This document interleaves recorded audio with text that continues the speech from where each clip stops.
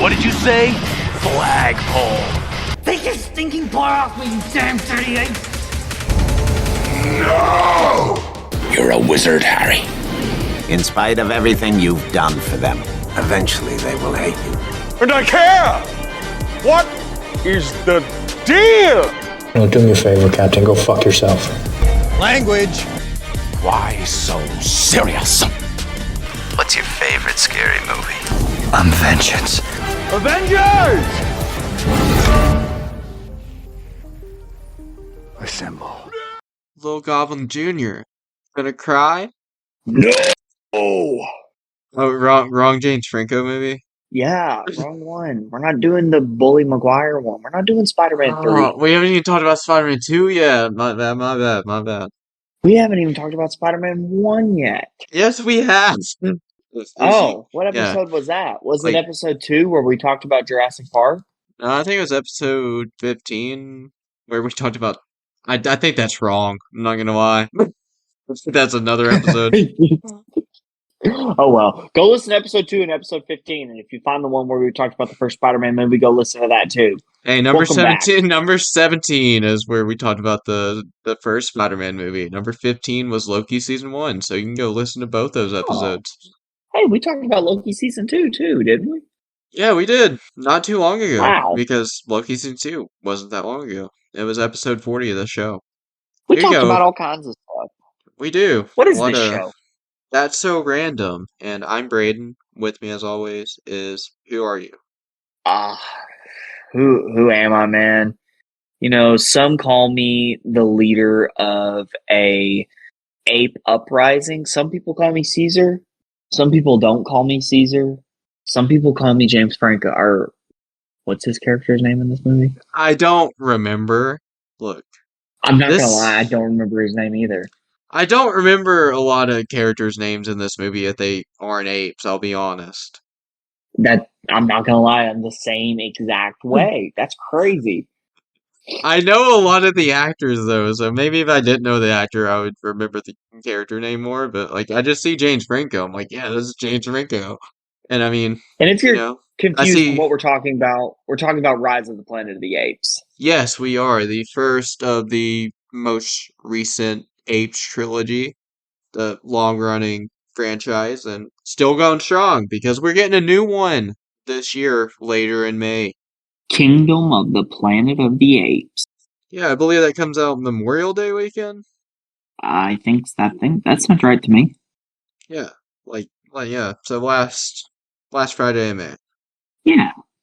Looking forward to it, but it's gonna be fun looking back on this awesome trilogy. Fun fact: I think that this is my favorite trilogy of all time. Like, this set of films is phenomenal, and we're just talking about the first one today. Because if we talked about all three, this episode would probably go for like 3 hours, and we don't have the time for that. It is almost midnight. Yeah.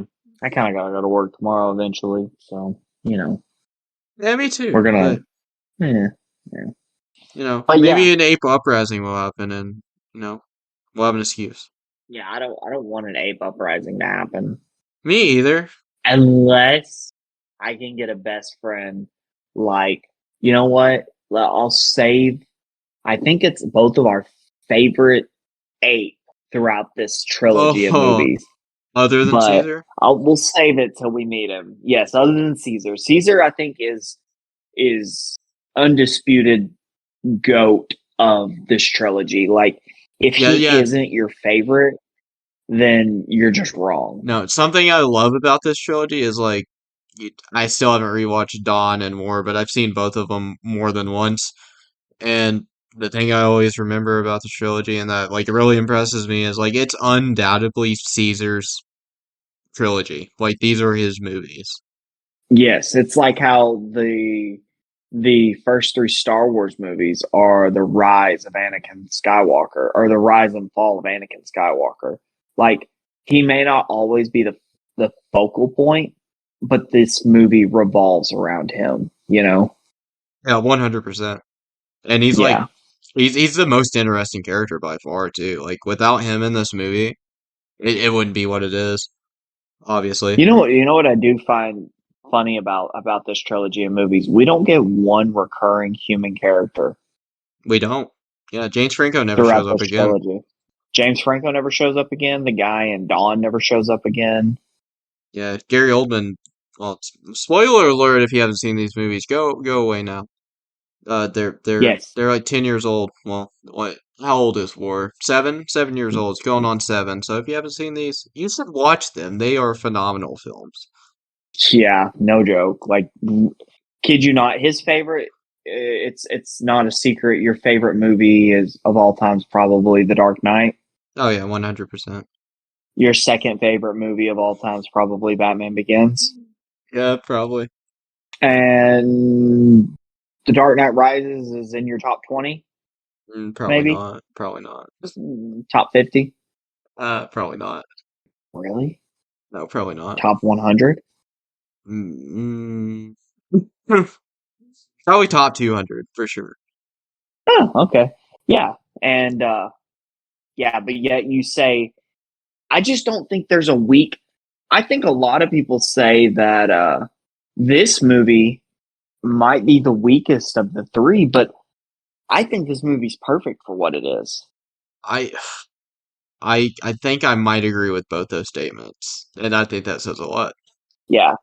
Like I do think it might be the weakest, but I would rather the first I movie I that's think doing all the world building. yeah, exactly. I think every it's like okay, I'm about to compare this trilogy to what some people consider one of the greatest trilogies ever.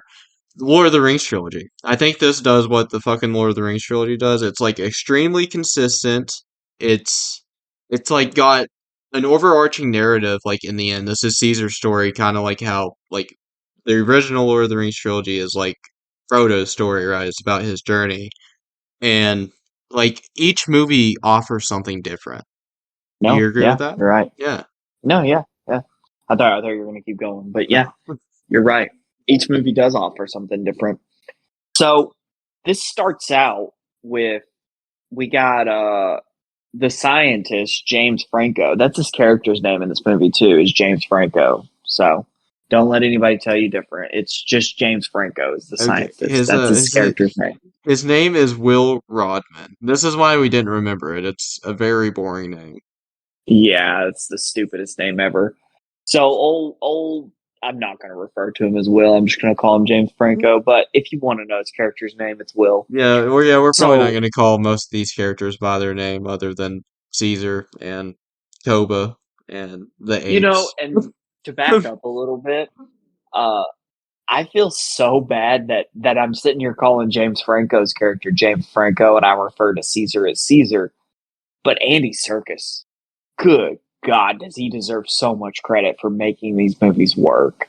Oh yeah, yeah. No, these You movies know, 100% like rely on him. yeah. Like, if you're curious, go look up some behind the scenes footage and credit to James Franco as well. Because Andy Serkis is like sitting on his lap and stuff, going, you remember the scene when they're in the attic he's in the attic with the vet and Caesar's like kind of running and jumping on him and stuff like that. That was Andy Serkis doing that. Yeah. How would you not keep a straight face as an actor? I couldn't. To have a grown man jumping all over you, going Yeah. and stuff like that, just messing around. I couldn't keep a straight face. Me But either. No, he did. it's very impressive. Yeah. And I don't know, he just made it work.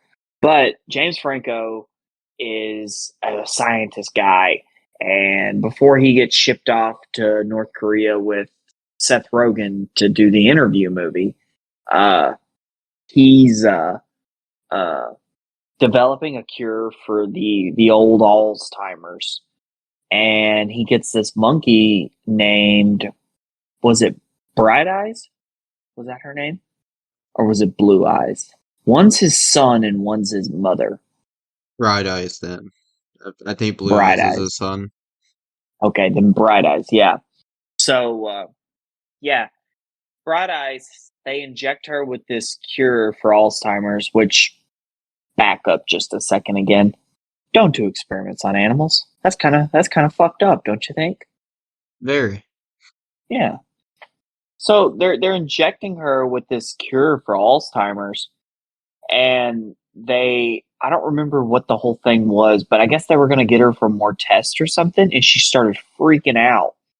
Well, she breaks loose. She like beats up a couple people, and she breaks through where James Franco is giving his demonstration to like the board of directors or whatever. And what's oh my goodness, I just remembered his character's name.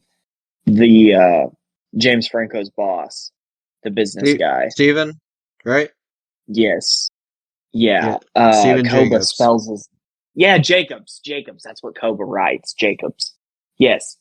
And Jacobs and James Franco is like, hey, this drug is going to save thousands of people, blah, blah, blah, blah, blah, if y'all can improve human tests.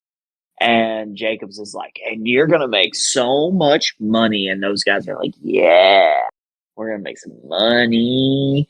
And then Bright Eyes jumps through the glass of the conference room and gets shot and killed. Well, come to find out, she had a baby. That's why she was freaking out, because they thought they were going to take away her baby. And Jacobs is like, man, you can't control these animals. Let's kill them all. And so he kills all the animals, kills all of them, except the baby. Because the chimp handler, he couldn't do it. He looks at James Franco and he's like, if you want to kill that baby ape, you got to do it yourself. And he hands him the needle. And then James Franco's like, all right. And so he stabs the baby in the neck and he kills it. And that was the end of the movie. So, really disappointing, honestly. I just ended and it said go watch the original films, 1968. Yeah. By the way, those movies are a little boring, I won't lie. Did you watch them? I did watch it. I watched the first one and I was like, oh fuck, what? But we get the iconic line. Get your paws off me, you damn dirty ape. So that comes out of that movie. So we have to be thankful for it. No, but James Franco takes Caesar home and come to find out that his dad has Alzheimer's. That's why he's so invested in this project. And he keeps the little ape. Well, as Caesar starts to grow up, he has increased intelligence. He's like, at very young ages, he's scoring insanely well on like the tests that they give all the apes and all this other stuff. And so James Franco's like, well, shit, man. If this shit's going to work on Caesar, I maybe need to steal some of this shit, And he steals some. Am I missing anything? I feel like I'm missing a major part of the plot. That he takes that stuff. I don't think you're missing anything, not yet. Yeah, okay. Look at me go. Man, I'm doing this. I'm doing amazing here. Well, I did miss the fact where you meet James Franco's love interest. Caesar sees a kid riding a bike and his chain falls off his bike, and so he sneaks into their garage to fix it. And this asshole of a neighbor starts chasing him around with a broom and threatens to kill him. Fuck that guy, I hate that guy. This reoccurring character throughout the movie. Yeah, he is a reoccurring character. Fuck him, though. But Caesar goes to the vet at the zoo, and James Franco meets the girl who's the vet, and he's like, hey, baby, you should go to dinner with me. That's what the monkey says. And she's like, he's not a monkey, he's an ape. And he's like, hey, baby, I don't even care. He's a monkey to me. And Whoa. That's not how that went. That is exactly how it went. That's what he said. It was word for word. Bro, how dare you be calling Caesar a monkey right now? Hey, it's what James Franco said. I'm just I'm not even paraphrasing. I'm just saying it word for word. But so we get introduced to her. But anyways, back to the main plot. Franco steals the I forget what it's called. It's like the T19 or T8 or something like that. 112, I think. The 112. Yeah. He steals some of the 112 and starts injecting it into his dad. So his dad does amazing. But he's keeping this all a secret, even from his girlfriend.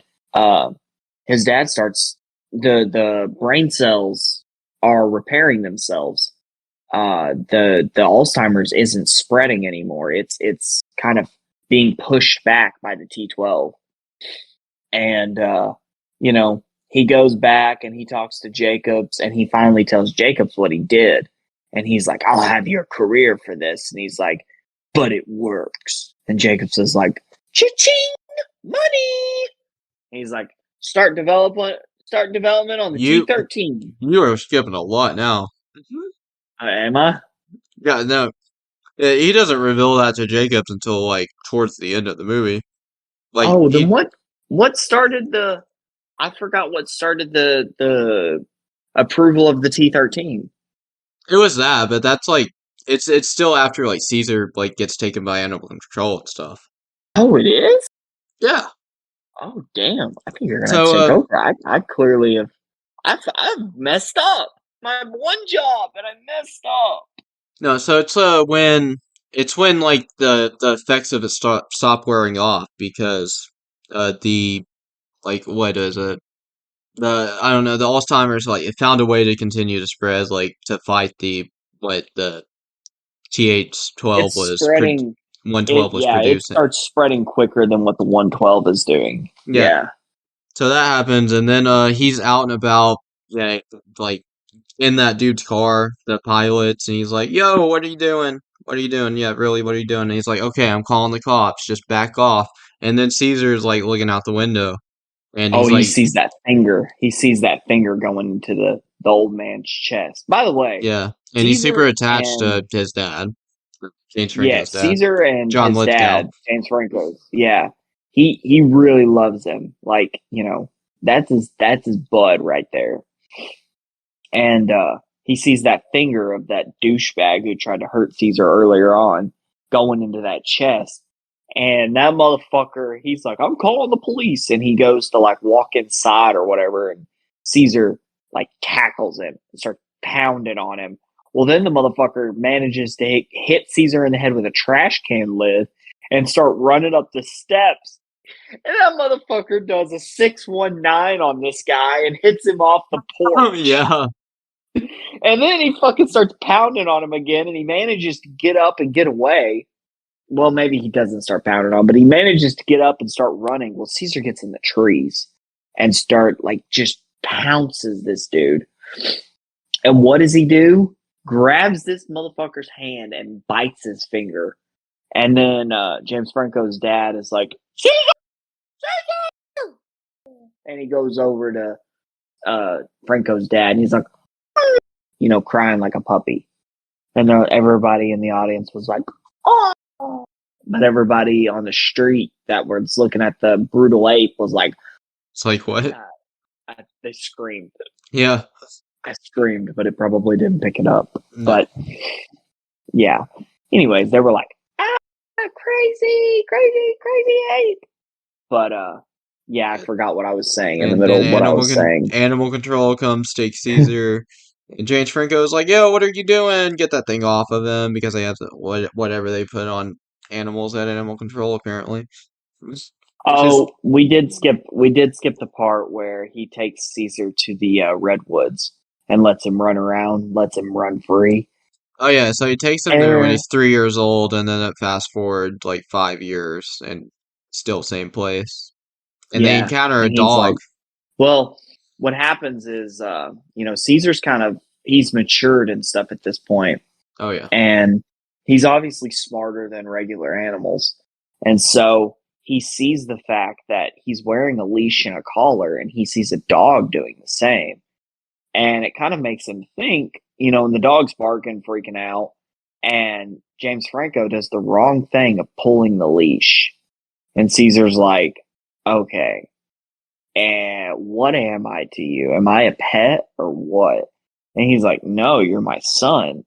And he's like, "Bullshit. I want a paternity test." And James Franco's like, "Okay, here's what happened. They killed your mom and I abducted you." And Caesar's like, "What the fuck?" And then the vet lady, James Franco's girlfriend's like, You injected him with drugs and you injected your daddy into drugs or with drugs? And James Franco's like, whoopsie, my bad. Yeah, and then he's like, he explains to his girlfriend, like, everything, and, like, it was helping his father, but he's like, look, this ape, Caesar, man, he is smarter than me.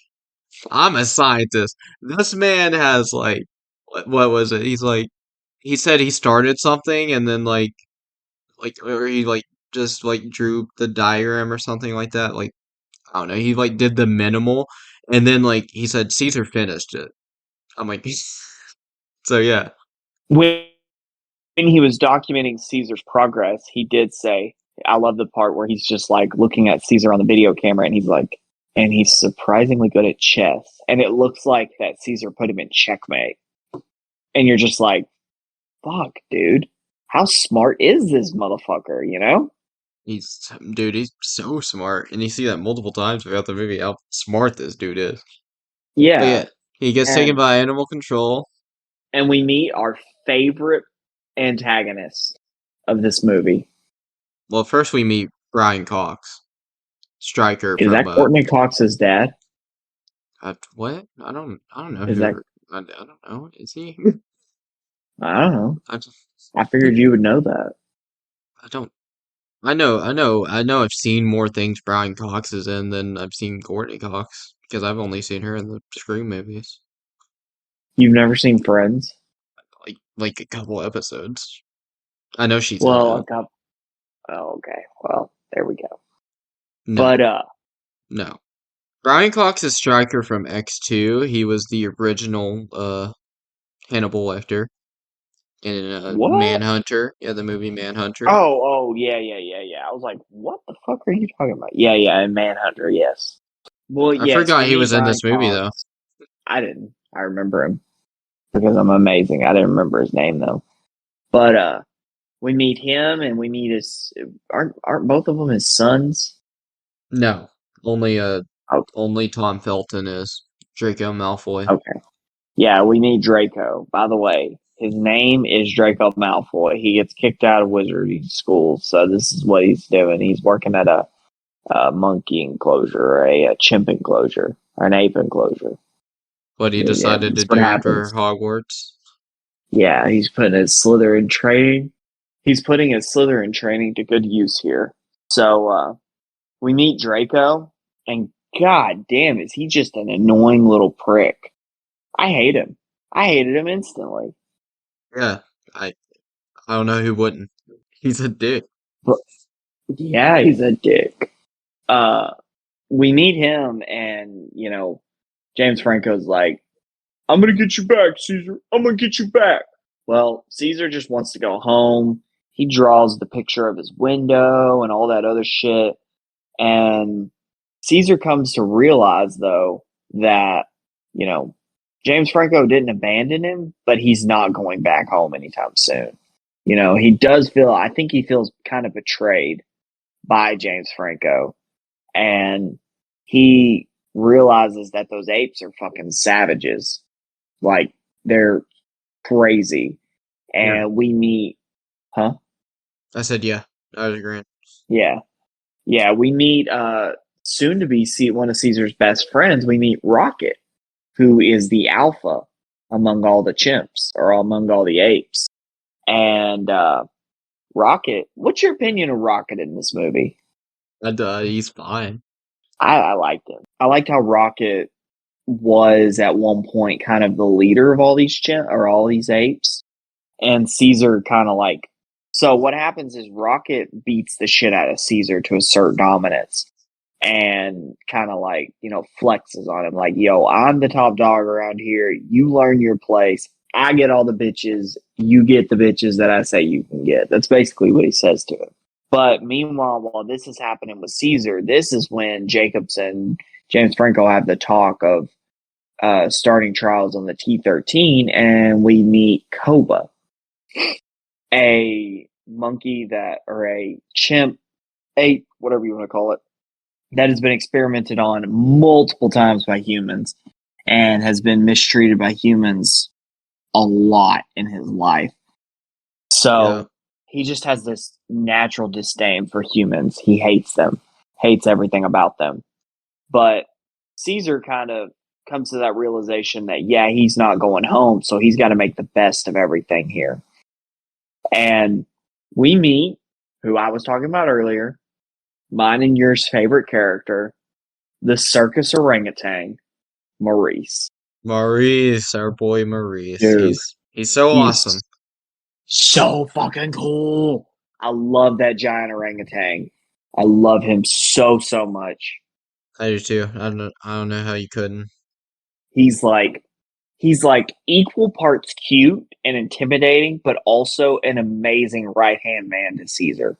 Like, he signs to Caesar. He's like, "Hey, humans don't like smart ape," and Caesar's like, "Oh shit, that's true." And he's like, "Together, ape strong."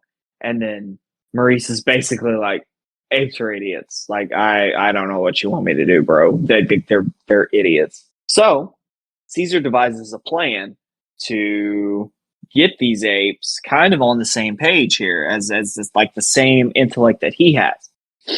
And the way he does this is he's resourceful, he's smart, he's clearly the smartest guy in the room, it feels like. At any point in time, do you really think there's somebody smarter than Caesar in a room? No, never. Yeah.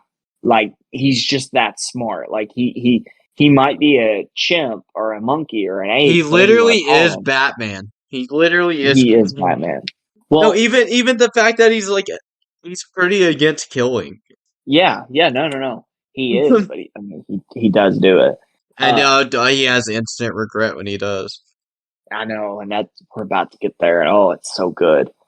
Tom Felton brings a couple of girls and his like friend, you know, to the enclosure or whatever. Well, this guy is like, "Oh, look at the monkey! Ha, look at the monkey!" And he's like trying to give Caesar some beer.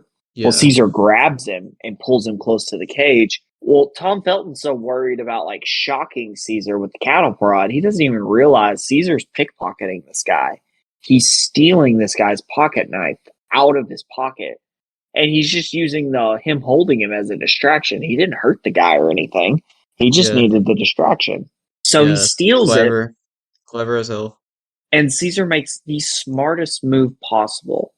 In the enclosure that the monkeys or the apes play, there is a giant silverback gorilla locked up whose name is Buck. Buck is not allowed to interact outside of his cage, I assume because silverback gorillas are extremely dangerous creatures, and I guess that, you know, just the three of those guys working there, none of them want to mess with a giant silverback gorilla. So Caesar takes it upon himself to let Buck free, let Buck play, let Buck out, you know? And Buck, I think, appreciates it. Well, he obviously appreciates it. So, you know, he gets Buck kind of on his side. Well, Caesar now realizes now he needs the other apes on his side. So what he does is he devises this plan to get all the other apes to watch, and he wakes Rocket up. Well, Rocket comes out in the enclosure, and Caesar beats the shit out of him. Yeah. And Rocket goes to fight back, and who's the motherfucker standing there? Who is Caesar's muscles? Fucking Buck, the giant gorilla. If that isn't the smartest fucking play, you know, if Caesar is to lose this fight, let's say, to Rocket, his muscle is right there to beat the fuck out of Rocket. And Caesar still stands tall. So it doesn't matter, you know? It's like, okay, you maybe could beat Caesar up in a fight, but are you going to fucking beat Buck? Hell no. So don't even try. But it doesn't matter anyways, because Caesar wins the fight with Rocket. And, but he realizes, though, he's got to have these apes on the same level as him.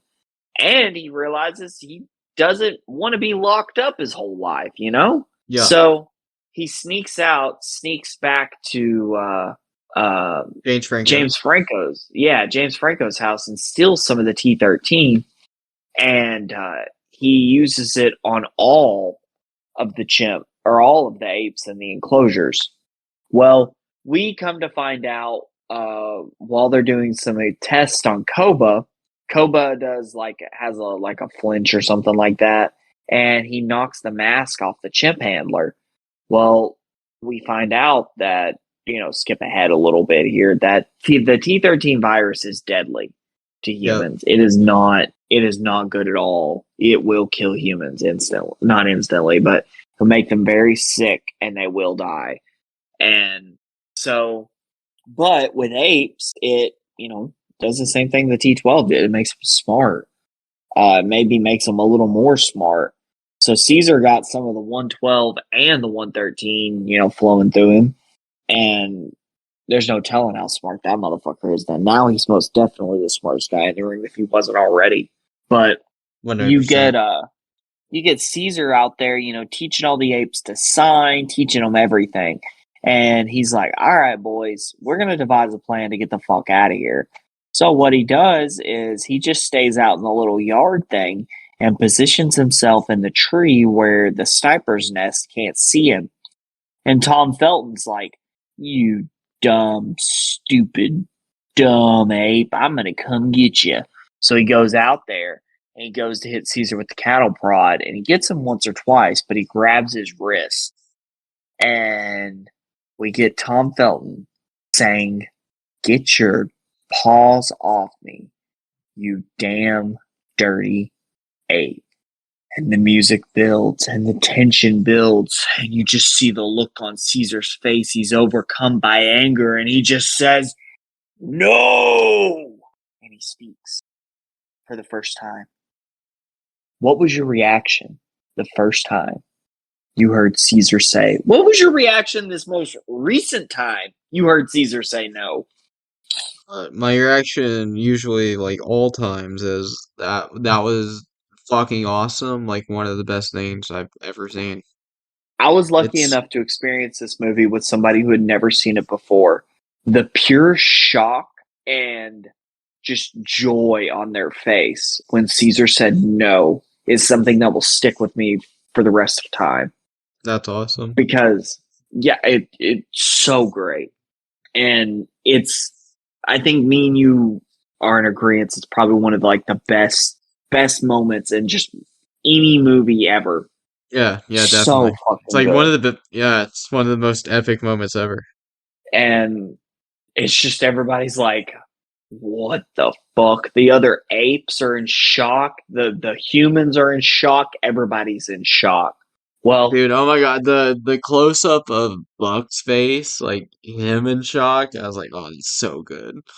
yeah, Maurice is in shock. Rocket's in shock. Literally every character we've named so far that heard Caesar say no is just like, what the fuck? But you fast forward a little bit, and he's got Draco, Tom Felton. There we go. I say a bunch of stuff before I get the name right. He's got Tom Felton and the other guy, who I don't remember his name at all, but he's got them, scrambling or whatever. And Tom Felton comes at Caesar with a cattle prod, and Caesar picks up the fire hydrant that Tom Felton used on him multiple times, or the fire hose, and he goes to hit him with the cattle prod, turns it on, and Caesar shoots him with the water.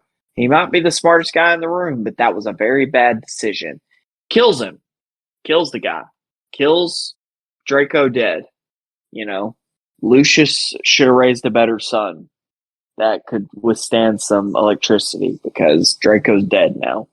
And the look on Caesar's face and the instant regret that the ape has is I feel bad for him, because he didn't want that. He just wants to be free. Well, the other apes start beating up on the other handler, and Caesar stops them. He's like, no, you guys got to stop. And he guides the guy into the cage and sets him down and closes the door. Like, he's like almost taking care of him. But he's just like, hey, stay here. You're okay. And then Caesar and all the other apes, they break out. And where do they go? To the lab that Caesar's mother died in, where James Franco works. And who do they break out at that lab? They break out any other apes in there? Well, yeah, but you're missing the main one that break out. Koba? Yeah, they break out Koba. Oh yeah, Koba of is course. a very prominent player in the next movie. If you've Oh never yeah. seen any of this before, Oh yeah. but so you know, moving on and stuff. The apes just want to be free, so they go towards the redwoods. Well, around this time, we find out that the ape handler who got sick from the T13 virus has died. Well, before he got before he got sick, he sneezed on our pilot, the guy who was mean to James Franco's dad and tried to kill Caesar. He sneezed on him and Yeah, the reason infected him with Caesar the got same. taken away. This dickhead. Yeah, yeah. He sneezed on him and infected this guy. So now he has the same thing. Well, we get the epic Golden Gate Bridge scene, which I don't really have anything to say other than it's so good.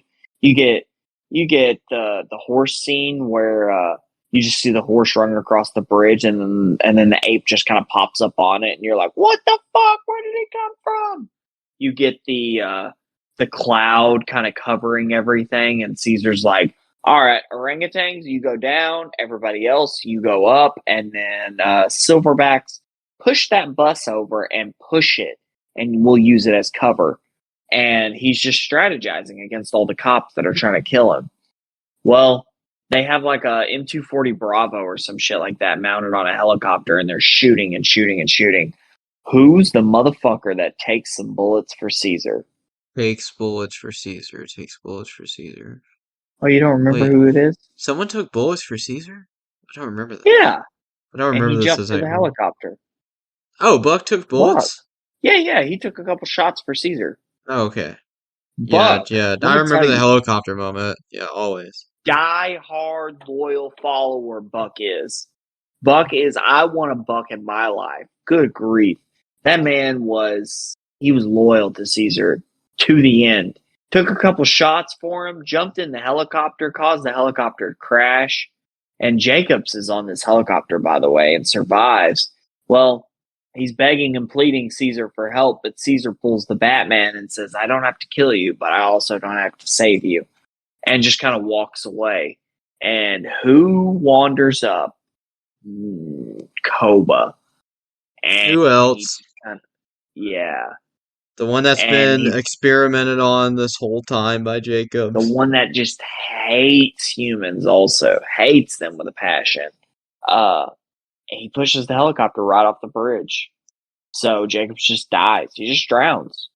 Drowns to death, I would Yeah. assume. Unless the Well, impact killed him. what were his last words? No, not you, when he saw Koba? Yeah. No, not you.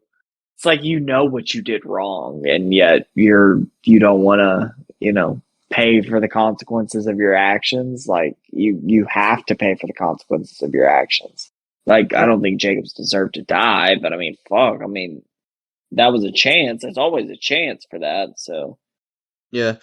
I don't know why. The funny moment, like during this third act, I don't know why I thought it was so funny. It's when that dude, like, I don't know if this was a random cameo they had or what, but it's just this dude, he's on the phone, and he's like, no, don't tell them I'm stuck in traffic, make up something better, and then an army of apes just starts, like, you can see an army of apes goes by. yeah. Oh yeah.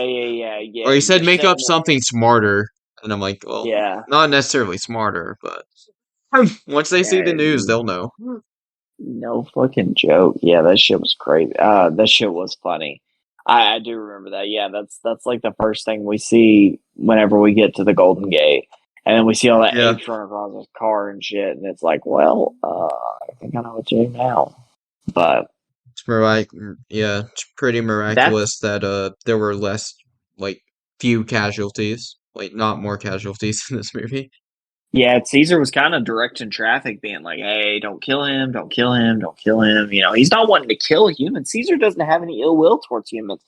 To be honest, Caesar, for the most part, has not been mistreated by many humans.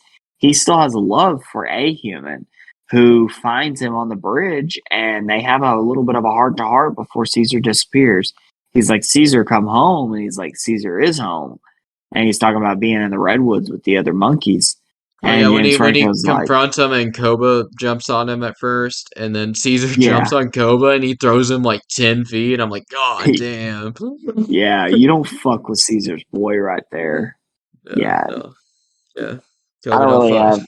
don't fuck with Caesar, Koba. You don't know what you're gonna get. I think that was the whole plot, wasn't it? Yeah, I think we've touched on everything there. It's a great movie.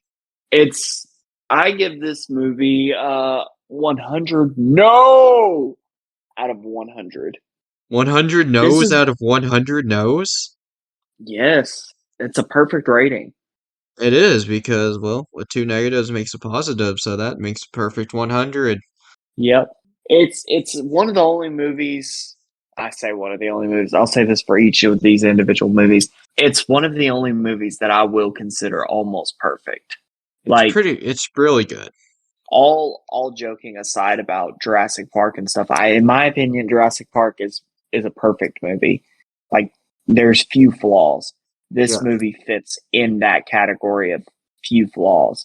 Now there might be a few like plot holes in the story here and there, and there might be a few little mishaps with CGI or something like that, but that's the overall story of this movie, I think, makes up for it 100%. So Totally agree. And I look forward other to than the talking about no, Dawn. yeah, other than the no, do you have a favorite moment? Other than the no. Probably Buck. Buck in the helicopter. I do like Buck in the helicopter.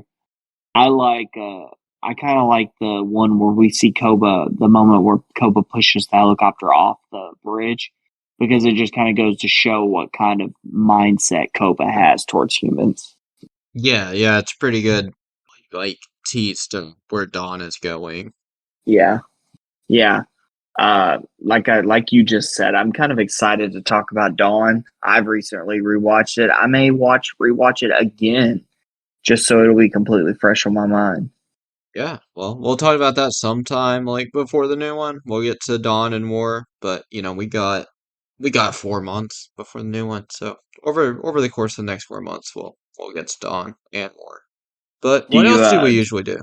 Sorry. we do a little thing at the last week was the end of the NFL 2023 NFL regular season. And you are our 2023 regular season prediction champion. Congratulations. Give you a round of applause. Let's go. I did You it. won with a record of 172. Oh no, that's a 9. One No, it's 172. I was right. 172 and 100 and I went 147 and 125. I did a thing that you didn't do because I'm better than you, where I kept up with my way too early season predictions. Last week I went 11-5, and my record for my way too early season predictions was 176 and 96. So go me. I should have listened to me a long time ago because apparently I did a lot better than what I did current. So I just suck. That's what I understand. Should just But should have just listened to your past self. I could have just listened to my past self. Moving on, we're going into the wild card weekend, baby. And out of the 6 wild card games, there's only going to be 3 that are worth watching, in my opinion. So we'll get it. 3. We'll get it kicked off with one of the ones that are going to be worth watching.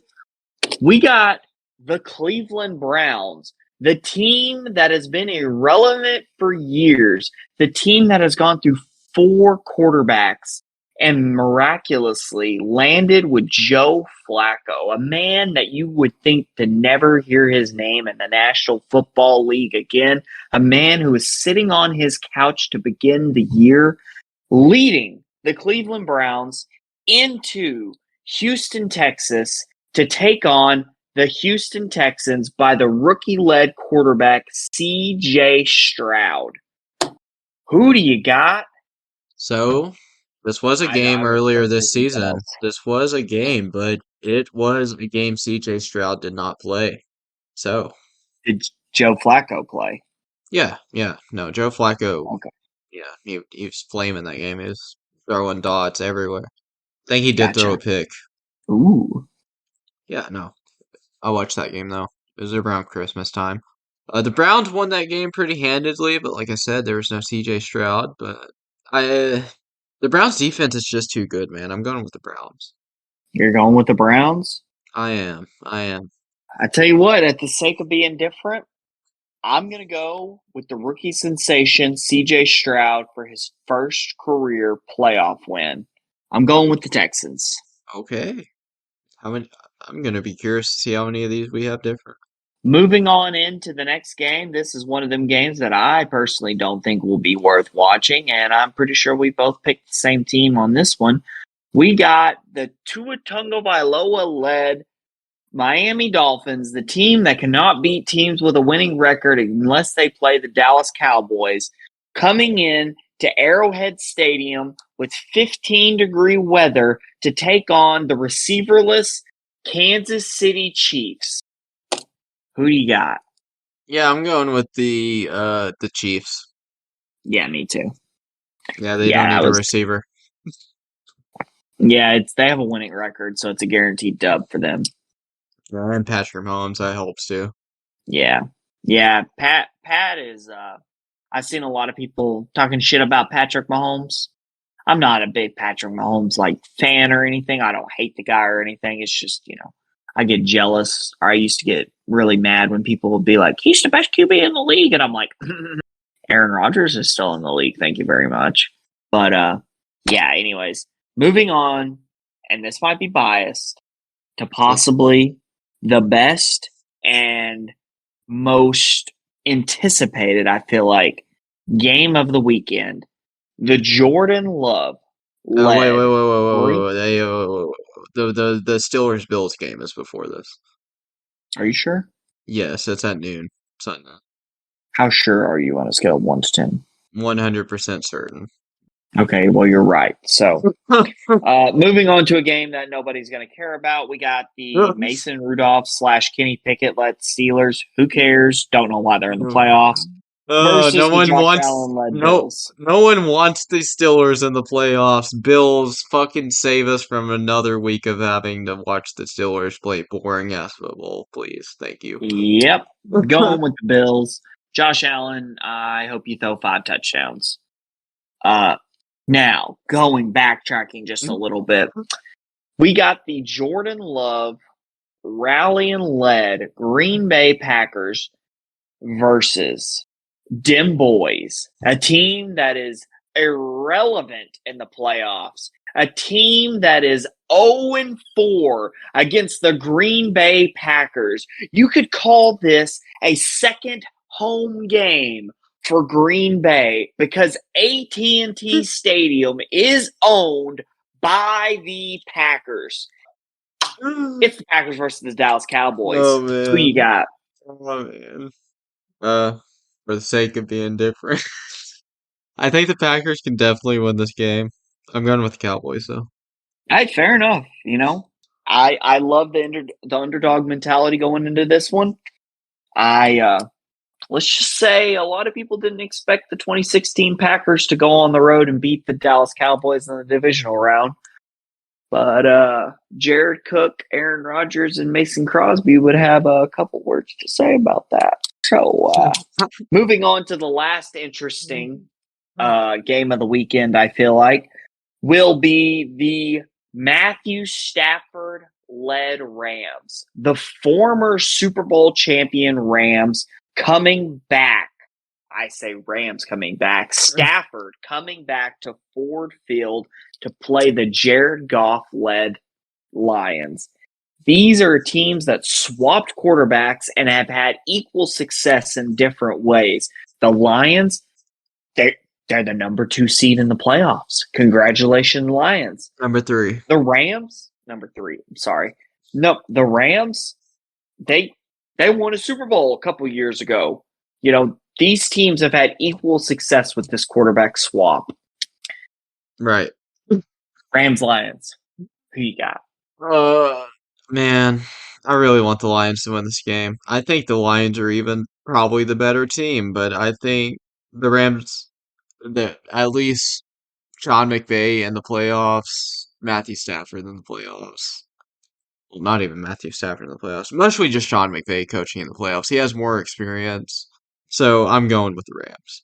I'm going to go with the Rams too, because I think Dan Campbell can be a little too aggressive, and it's Yeah. going to screw the Lions over. Yeah, again, Dan Campbell I'm is afraid the type his of way of guy- coaching just against a coach like Sean McVay is going to come back to bite him. Well, you slip up once against Sean McVay, and that's basically it. You know, Yeah, exactly. He's a great so coach. yeah, Dan Campbell's the type of guy. It'll be 4th and 44 on your own 2-yard line, and he'll be like, "We're gonna fake punt," and it's like, Dan, our punter's 107 years old. It'd be like, better lay Exactly. down No some one will blocks, ever man. expect it. No one will expect that shit. Oh, and then the last game of the weekend, the Feagles, the fake Eagles, the fraud Eagles, the team that I said would not be as good as they were last year, and I feel like a lot of people didn't believe. Oh my goodness, my cats don't like it when I talk bad about the Eagles like that. Good grief. We got the Feagles, anyways, the fake Eagles, the bad Eagles. The Eagles aren't as good as they were last year. I called it from the beginning. Taking on the Baker Mayfield led Buccaneers. I have nothing to say about the Buccaneers other than congratulations on winning your trash division.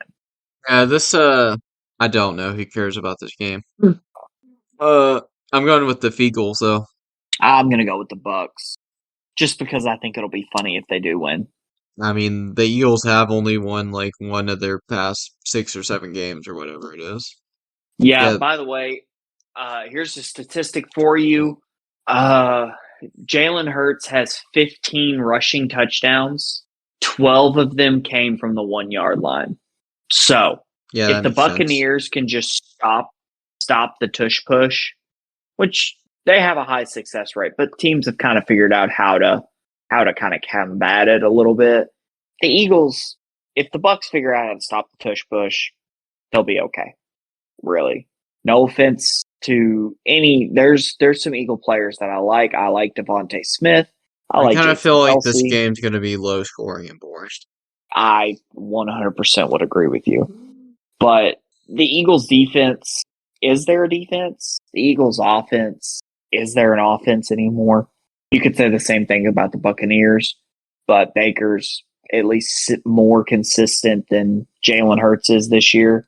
I think Jalen Hurts has some injuries, but I don't know. For Super Wild Card Weekend, would you like to call? What do you think game of the weekend's going to be? Game of the You could classify this by highest scoring, most anticipated, however you want.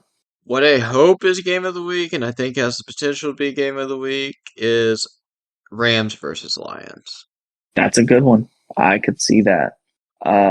Definitely my most anticipated game of the week. Also, really, I'm think looking forward to Browns versus Texans, but I'm going to be at work during that game, so that sucks for me. does suck for you.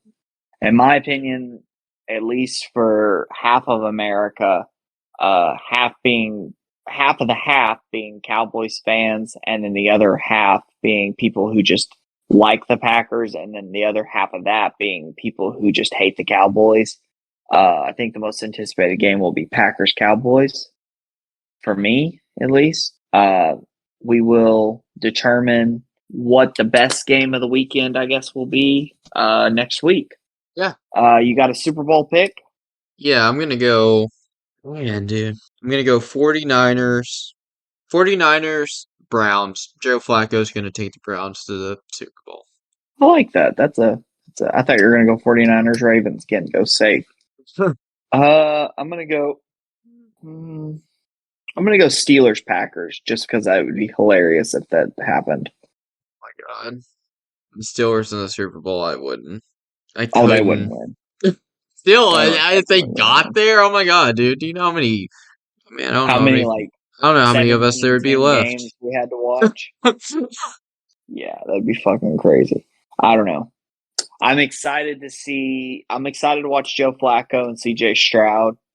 I'm excited to see how Patrick Mahomes is going to do, not throwing to anybody that's just a warm body. I'm excited to watch how the Packers defense will handle the Cowboys offense. I'm excited to see Josh Allen absolutely decimate the Steelers. I'm looking forward to the QB battle between the Rams and the Lions, and there's really nothing about the Eagles-Bucks game that interests me, honestly. That's not even me hating on the Eagles. That's just there's nothing there that's interesting. There really isn't. I don't care about the Eagles Bucks game at all. I don't care about the Steelers Bills game at all either. The other four, pretty cool.